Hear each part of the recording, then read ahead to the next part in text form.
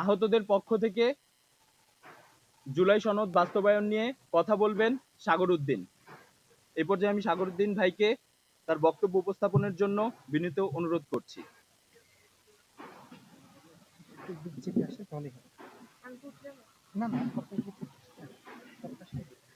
আমি মোহাম্মদ সাগর উদ্দিন, তারুণ্য জুলাইয়ের পক্ষ থেকে ভাইস প্রেসিডেন্ট।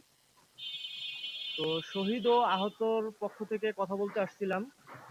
তো প্রথমে হচ্ছে যেটা আমাকে বলার জন্য বলা হয়েছে যে জুলাই সনদ বাস্তবায়ন।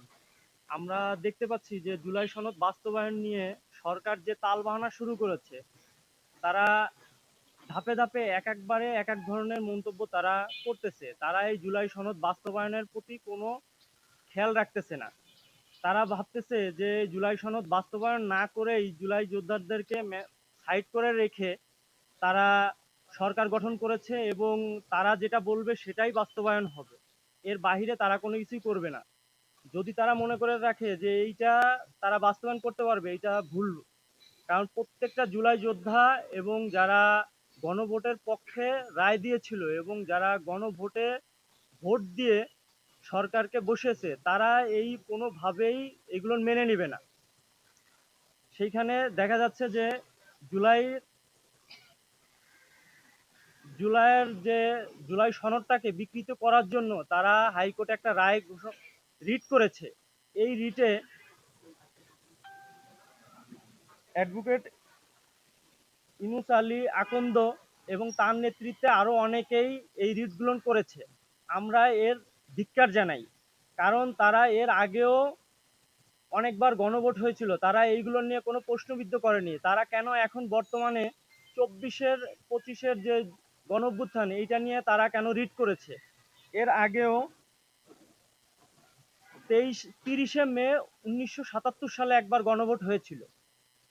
তারপর 21 মার্চ 1985 সালেও একবার গণভোট হয়েছিল। তারপরে 15 সেপ্টেম্বর 1991 সালেও হয়েছিল।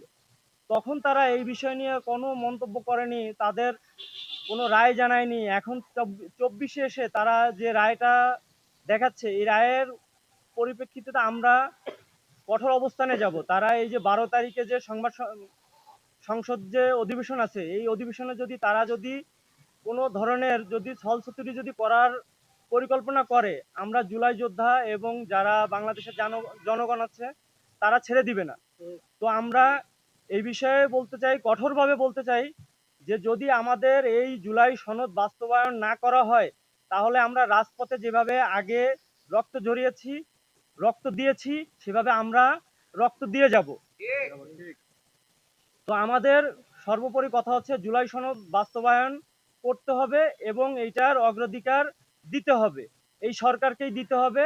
এবং এই সরকার কোনো তালবাহানা যেন না করে। আমরা অদূরেই দেখতে চাই 12 তারিখে যে সংবাদ সম্মেলনটা হবে সংসদ ভবনে, সেই সংসদ ভবনে প্রথম অধিবেশনে তারা যেন এক পর্যায়ে জুলাই সনদটাকে বাস্তবায়নের অঙ্গীকার নিয়ে যেন সামনের দিকে আগায়, আমরা এটা আশা ব্যক্ত করতেছি প্রধানমন্ত্রী তারেক রহমানের কাছে।